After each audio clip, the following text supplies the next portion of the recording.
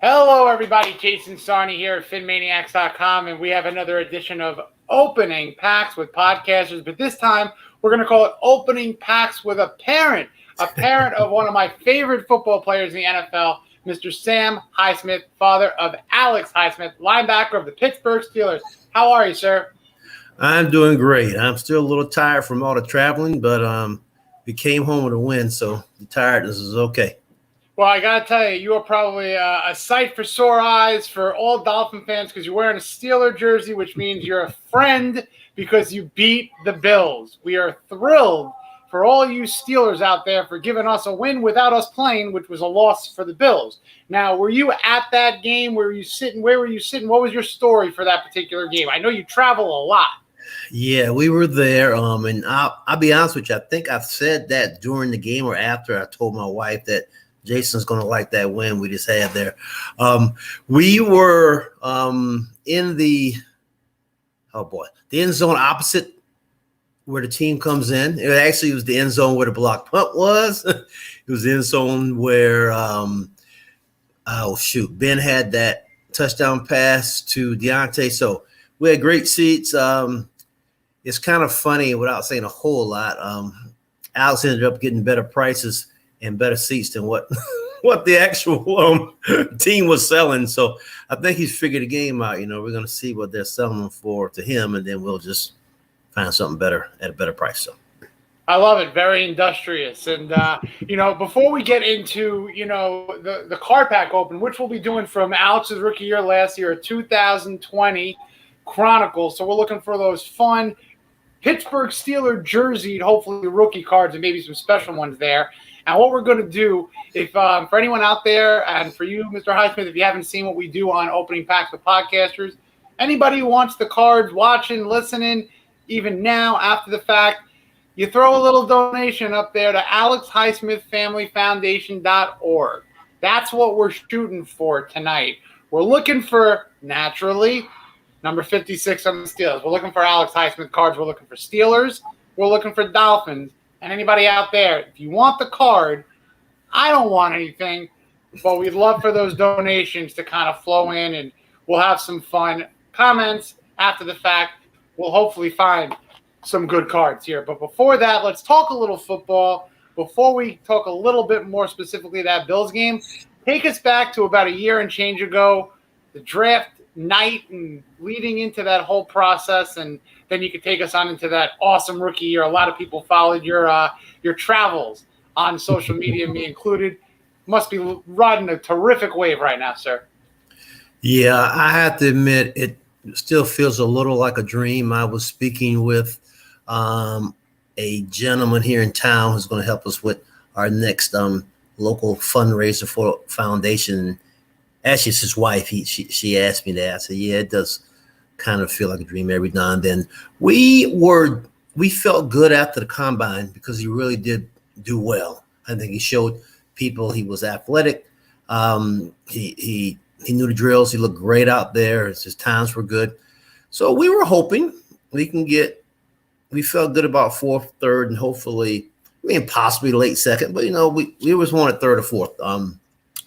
We got closer to the draft. We really felt third was a serious possibility. There were several teams who talked to him, and when we looked at the numbers and where they fell, the late 90s, early 100s, there were several teams that were in need of an edge rusher. Honestly,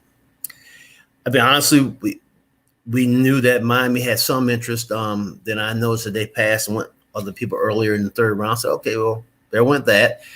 And then as it kept getting closer, it's really cool because Philadelphia and Pittsburgh were back-to-back, and they both were in need.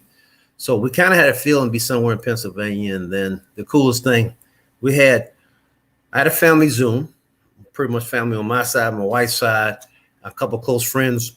He had a Zoom with his people in Charlotte, teammates and friends, and then ESPN had their feed. So we had all three things going on. We're all talking. All of a sudden, he says, shh, shh, shh. And I peeked over, and I saw PA at the end of the phone number. And wasn't sure what it was, but I just sat there and just listened to his reactions.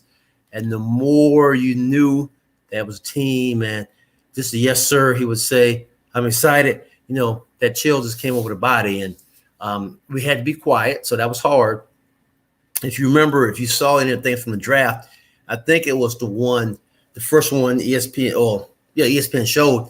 It was him getting off the phone, and we could finally celebrate, and that was special. And I got a little chill right here just thinking about it, and it's just been a wonderful journey from there.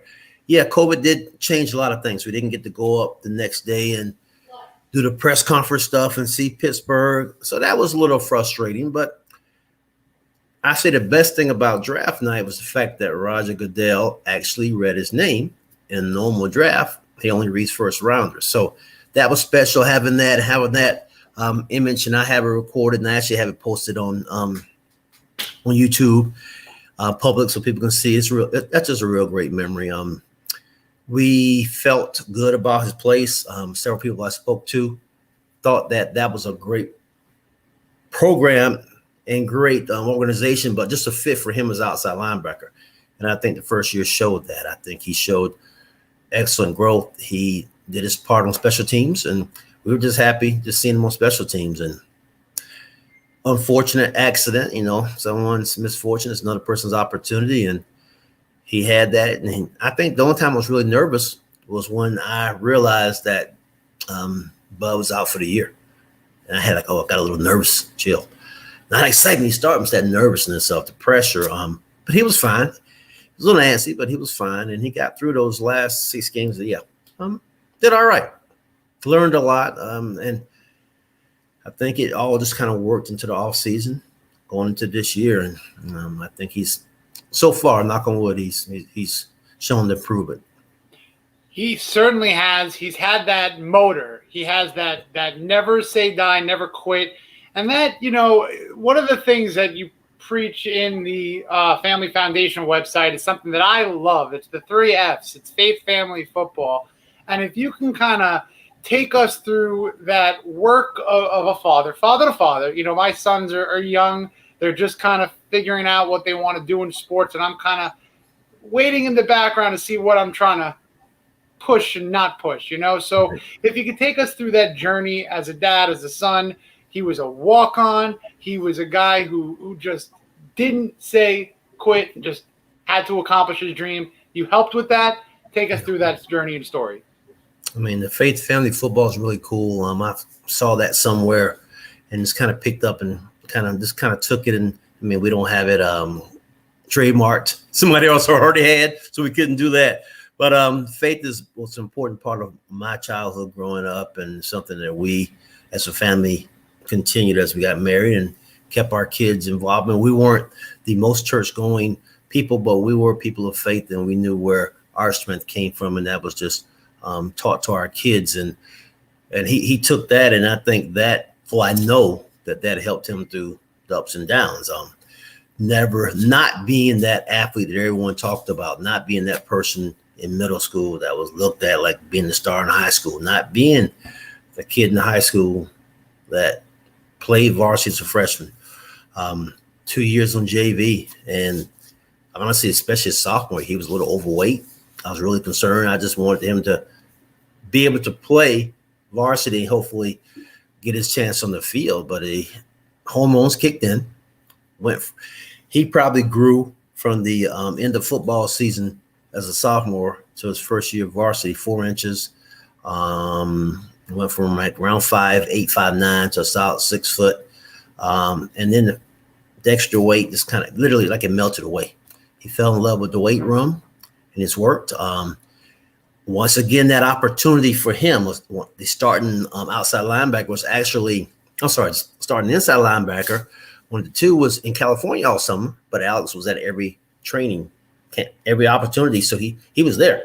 So he earned his time, and he got that starting position as a junior, and he had the most improved award as a junior. And that was the first sniff of, can he actually do this at the next level? And the thought there was just strictly maybe we can get a Division II or Division III. This is so funny. I'm looking over here to the TV, which is on mute. He did a local commercial, and actually it's just on for the first time. And I had to laugh because people have told me about it, but I haven't seen it. But I'm so sorry.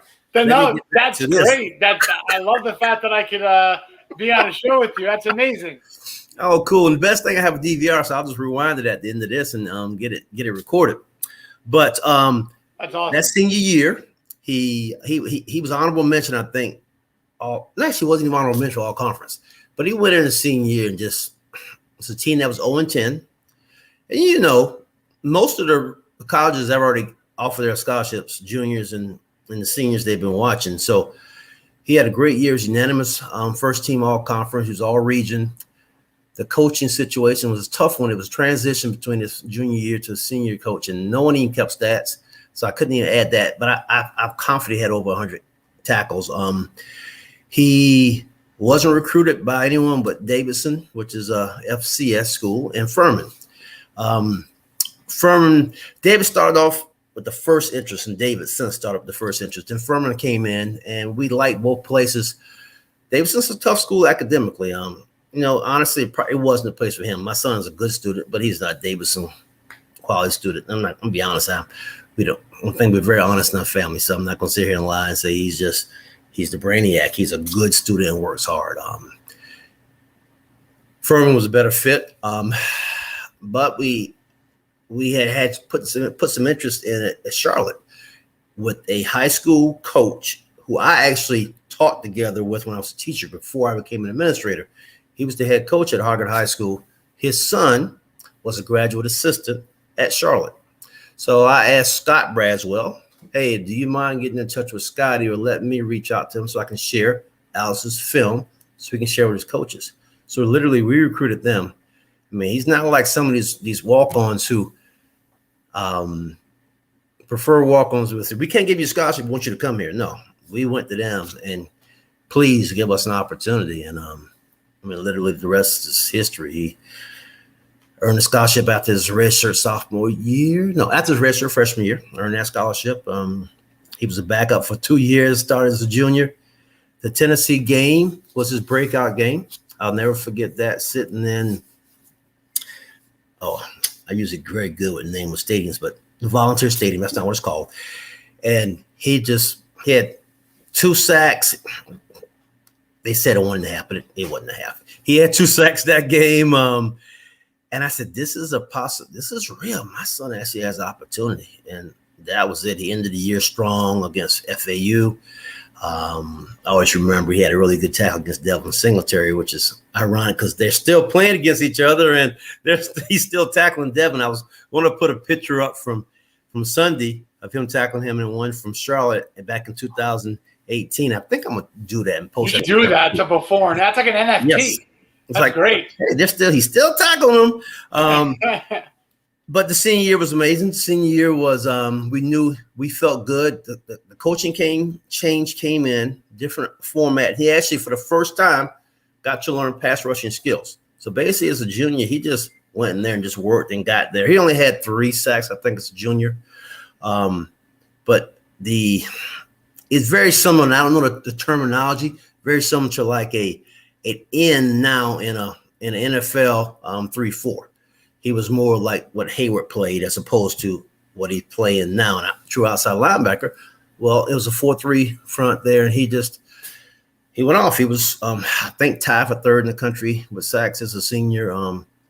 Right neck and neck with Chase Young for the longest time. And when Chase was on a suspension, he was getting really close to it. I knew he probably wasn't going to catch him, but I just wanted him. That he had the best numbers in small school players, and It was a platform. I get a kick out of, and I think I bookmarked those. A couple of the experts on the draft, one of them didn't even have him in the top 200 players, period. And I think I probably tweeted and asked about that with a question mark. He didn't get an invite to the Senior Bowl, so that was probably the first one of the first big snubs. And to me, that added another chip on his shoulder. Went to the Shrine Bowl and did great. Showed up several offensive linemen. He had a really good Shrine Bowl. But right before that, I'm sorry I'm getting out of line with the story, but I remember the snub thing. 3rd in the country in sacks. Set a single record for tackles for loss and all that. He was first team all conference as a junior. but he didn't get Defensive Player of the Year as a senior. And we were pretty mad about that. What his head coach said was it was a conference. The conference coaches that was a message to him. They didn't like Coach Healy. They didn't like his club lit. They didn't like all the fun things he was doing with that program. So I said, all right, we'll get you. And I followed the guy who won it. Yeah, I'm not gonna say his name or his school, but it's not even close. It was one of those chips, and this kind of makes that walk-on mentality real. And he continues that. We talked before the season, and what actually was after an interview I heard with Cam Hayward that they post those things all the time. And one of the things Cam made a very good comment about, gave him a compliment about how hard he'd been working. And I said, yeah, I heard what Cam said about you. He said, man, I got to work to be as good as those guys. So when you know you have TJ Watt in front of you, you have Cam Hayward, all those guys, he will never be satisfied. He will never just sit there and go, I've reached the pinnacle. He will constantly be working, which is so exciting for me. I can't wait. I mean, he still had the groin injury, so he didn't play as much second half, and I was wondering what was going on. I was like, well, I know Mel was playing good. What happened? He told us after that he felt it a little bit, so he stayed out a little longer, which was good. He didn't push it and pull that groin, but he still had 4 tackles. I think several hurries. He didn't get an official hit on the quarterback, but he had several hurries. So I mean, we'll take that. And most tackles of the edge rushers, and so no, it has been an amazing story, and we're just blessed. We thank the Lord all the time for what He's done for our son and our family. And one of the reasons we started the foundation was to continually give back, because we know that how important it is.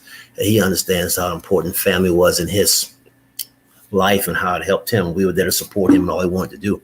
I never played football. I understood the game, but I was out there from flag football on as an assistant coach with all the teams up until school ball. And then obviously couldn't coach that because I was already an administrator at the school. Same with baseball. I played 1 year of baseball, but I was part of T-ball up through machine pitch. One of the coaches for the all-star teams. I was there. Basketball was my expertise, and I coached that from the time he played that from first grade up. And that was what I did, and that was my way of helping and being there and being a part of it. And two things I haven't forgotten. I will never forget about the basketball situation. Being a teacher, being an administrator, you just have to make sure you don't show favoritism. I remember one of the guys. This was probably in 7th grade. The parents said, man, I never had a coach for it in my son's team that was so fair and made sure he didn't show favoritism to his son. I said, it was a priority for me, to a point where one game I looked and we were near the game. In the end of the game, I was looking who to put in. And I really should have put him in, but I didn't want to put that feeling of favoritism, so I picked someone else. And I remember the look he gave me. It was I felt bad. He was real smart at the game, and this was before he had grown. So he was your average height kid. And the funny thing, all those guys now, I look back at them, and he was not the tallest, but he is taller than all those guys now. He understood the game. He played 1 year in middle school, and he played a senior year of high school. And I remember the middle school coach saying that, he's not the most athletic guy there, but God, he's smart. He understands. I said, well, we sit there and watch games, and we don't just watch. We watch and talk about help side defense and drop into the ball. And we talked about all that while we watched sports. So yeah, that was what I did. And football just happened to be what he was best at. So it's worked out. I love it. And one of the reasons, you and I started speaking, you're very similar to my dad, teacher, administrator. My dad's sport is golf and tennis. My sports are not golf and tennis. I enjoy golf. I'm terrible, sir, at tennis, like literally god awful bad. But I was a basketball player, and my dad never missed a practice, never missed a game. A lot of the fathers kind of watch practice with their coffees in the outside of the gym. A lot of guys did that, but very cool to kind of have that similar kind of tale. I stopped at senior year high school. Very happy to see the Highsmiths still continuing that. But what I want to do is I want to get into the pack open because, it's a Tuesday night. I'm sure you have better things to do than opening up cards with me, but I do appreciate the time. So this is what they do now. They take a little doohickey and they authentically open the thing to make sure. Have you ever seen a pack open, sir? No. It's a big deal these days, supposedly. I kick myself for not keeping those cards from back in the day. I just didn't know any better, man. I used to love them. Scoops of bicycle. I mean, just the cards that if I would have kept, it's crazy. No more bubble gum. No more bubble gum. Nope. These cards, they look like credit cards. It's unbelievable. They're like heavy. So let's check this out. Let's see. We're looking for Alex Highsmith cards, overall Steelers, and Dolphins to give away. And the funny thing is, I was going to say my son's favorite player in football offensively because of card opens and fantasy is literally DeAndre Hopkins. That's the first card. So what I do automatically, I just put this aside. This goes to him. And you're bringing good luck because we already have a Tua rookie card. So this is going to go to a Dolphin fan. We have a Tua legitimate in Dolphin uniform rookie card. So that's fantastic. This is absolutely great start. Great start. I feel like we're going to find an Alex in this one. We have a Tyler Johnson. See, you see how these cards are beautiful. Mm-hmm. I don't know if this is worth anything, but it's a beautiful card. Mm-hmm. We have, wow, another rookie, a Pennsylvania rookie, not Alex from last year, but Jalen Hurts. Ooh. It's a nice card. Yeah, that's one of my favorites. I've loved him from back in Alabama, man. Well, I'll tell you what, sir, it's yours. We're gonna put a Mr. Highsmith pile aside. We have two Jalen Hurts cards, so we're gonna put both of those aside right now. Now that I know that you're a fan of his, we're adding here. We're adding to the mix. That's a good first pack. We got a Tua, we got two Hurts, and we got one for my son. So that's a win all the way around. First cousin who's a big Eagles fan. They're from Jersey, so I think I'll be nice and share. And I'm broadcasting live here from Philadelphia, technically 25 minutes north of Philly.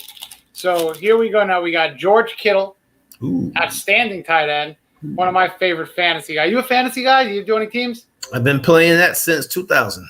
How'd you do this week? One tie and I lost. A tie? Yeah.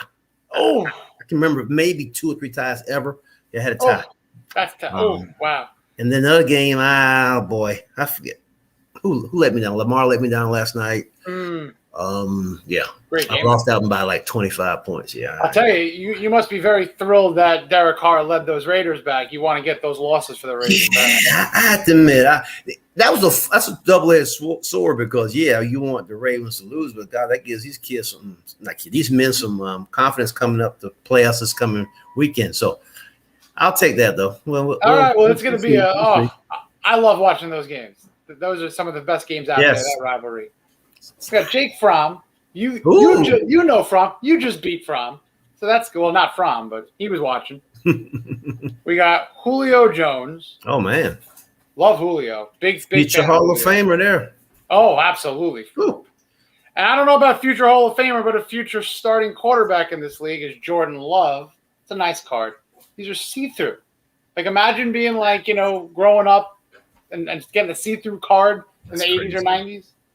That's crazy. I'll tell you, you must be doing something right because you mentioned the defensive player that Alex was chasing back in college. Yeah, and here he is. It's Chase Young. This is unbelievable. This is unbelievable. We're going to get an Alex. I have a good show. We're opening all these. This is not a plant. No. This is not a... I appreciate it. We're going to see what we can get here. All right. Wow. Got Peyton Manning. Didn't even know there's a Manning capability in here. We got Terry McLaurin. Excellent player. Excellent player. We got Cole Kmet.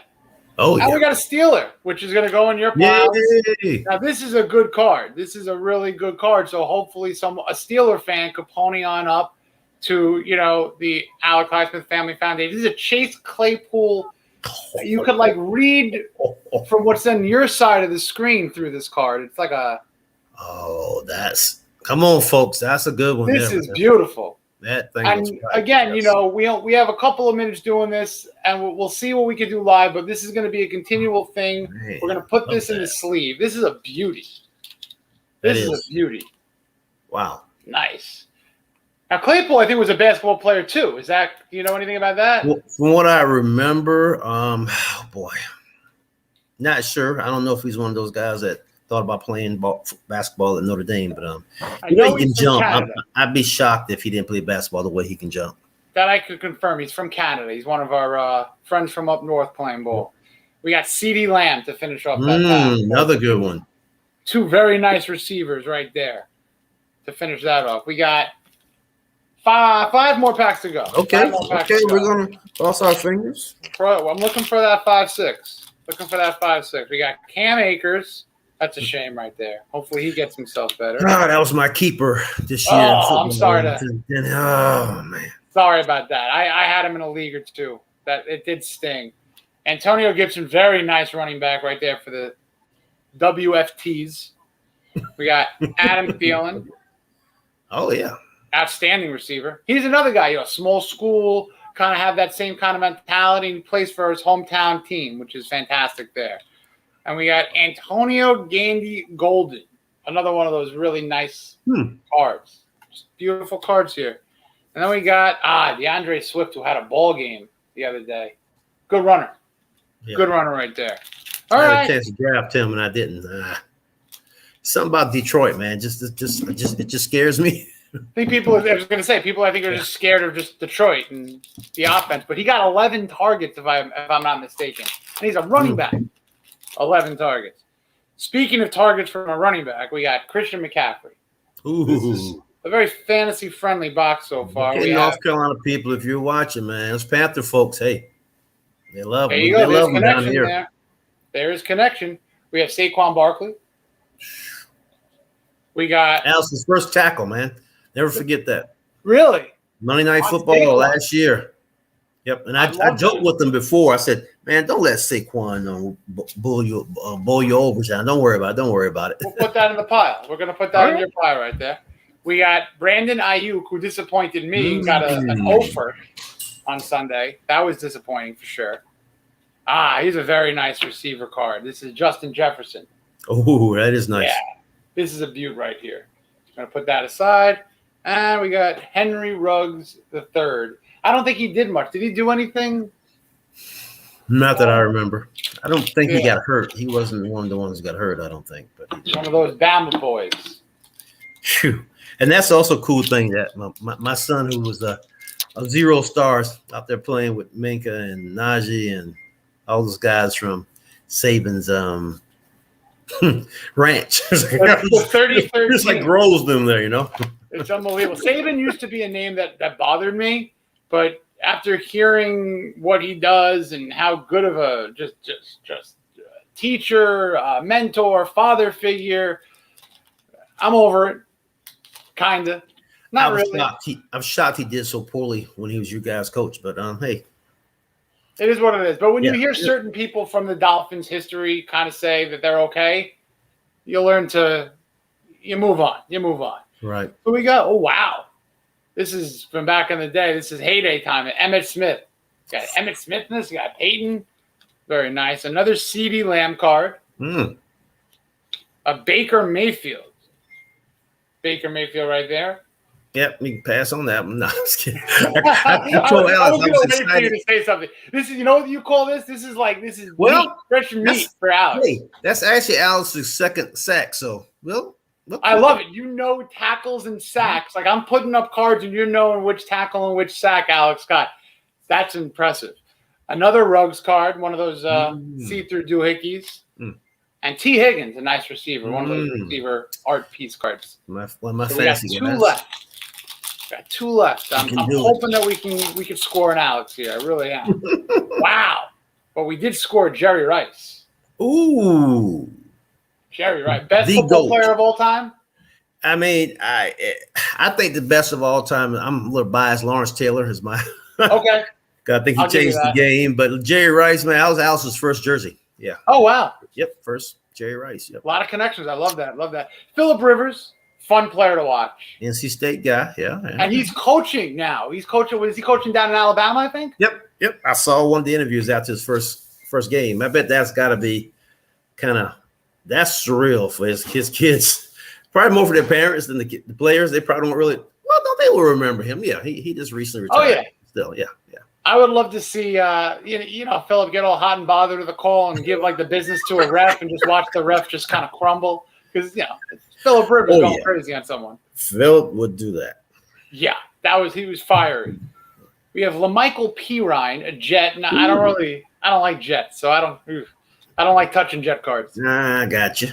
You could understand that. Mm-hmm. I got T. Higgins again. This is a nice card. This is one of those. This is like 2 pounds. It's like a plate of silver. Clemson guy, right? If I remember. Oh yeah, absolutely. Yep. There you go. On the South Carolina. We got Laviska Shenault, who's a very good player for the Jaguars. And our final pack here. Drum roll. Let's go. We got some Steelers. We got some Dolphins. One Dolphin. We got Tua. And we got, of course, your guy, Jalen Hurts, who was looking pretty solid. Yeah, I'm happy Last for him. pack. All right. We got another great quarterback. We got Kyler Murray. Wow. We got James Morgan, a Jet who I don't even know who that is. We got another Chase Claypool. So that's going in the pile. And another Tua, a beautiful Tua card. Ooh. So if we're going to have to cross team here, a Dolphin fan is going to have to donate to the Alex Highsmith Family Foundation, which is fine because I don't think that there's any bad blood between the Dolphins and the Steelers. Little from some past games, but ultimately there's a lot of fun connection. Jason Taylor was from Pittsburgh. Dan Marino's from Pittsburgh. Yes. I was talking about meeting him. Edwards. Who's that? Brian Edwards, Raider receiver. Ooh. We did not, unfortunately, get an Alex Highsmith card. That's okay. What I'm going to do is I'm going to donate $50 on behalf of PhinManiacs to the Alex Highsmith Family Foundation to get that ball rolling. And we're going to see what we can do for all of these great cards that we got, the Tua, the Chases, and this Chase Claypool black little prism card. This is nice. This is a nice card. That's special. Somebody needs to make that donation, man. That's fire there. We're going to get these up, and we're going to continue this throughout the year, and anything that comes with those cards, we're going to get on over there. And I know you guys are doing some things at camp, right? There's a lot of things that you guys are doing for kids and for the overall greater good out there. Yes, the camp was very successful. 330 kids for our first one, our inaugural event, which we definitely have it every year. We would have had probably some more. 2 things: COVID, and we had to cap it at a certain number. But we didn't get it approved until late because the local school system was late with letting outside organizations use their facilities. But we did get it done basically through word of mouth and social media. We got those people. Our next event, at the end of next month, we're doing a fun run/walk. We haven't come up with the official name yet, but it'll be the 30th. That's actually the weekend of the Browns game at Cleveland, which we aren't going to. We're going to rest that weekend. So we'll have that here. That'll be fun. And in the spring, we're hoping to have a golf tournament and some other things. So we're and program-wise, we've made some financial donations to some local schools. Alice did a backpack drive. Well, not a drive. We purchased backpacks and supplies for a school in Clairton, Pennsylvania, which is basically a suburb of Pittsburgh. It's one of the areas where there was one of the steel mills that closed. It was literally not even 2 miles from the school. It's really cool. You know what happened to that area economically when those closing. So it's great to do that. And we are going to be working with some nutrition areas. I'm going to be reaching out to some local people here to help with that. We'll do some things at Christmas with some folks in Pittsburgh, with some kids there. And we're going to get into Charlotte at some point. Great market, a lot of, unlimited resources, also kids in need there. So as the foundation grows, Ashley, right now it's just me, Alex, and my cousin who's our director, did all the paperwork. We'll get more people involved, and there are people in the community that want to help. So we'll give them an opportunity to give back. We're excited. This is something that will be my retirement job. I officially retired November 1st. So this is going to be it's a labor and love, just helping and giving back. So that's awesome. I love hearing good people giving back in good situations. And this is kind of one of the best football stories that I remember from last year going on into this year. Personally, it was me.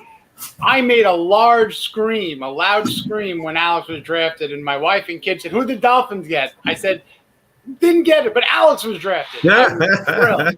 And I was thrilled that it was in the state that I actually live in, albeit on the other side of it. But it would be a thrill to see him play live. I will hopefully do that this season or next.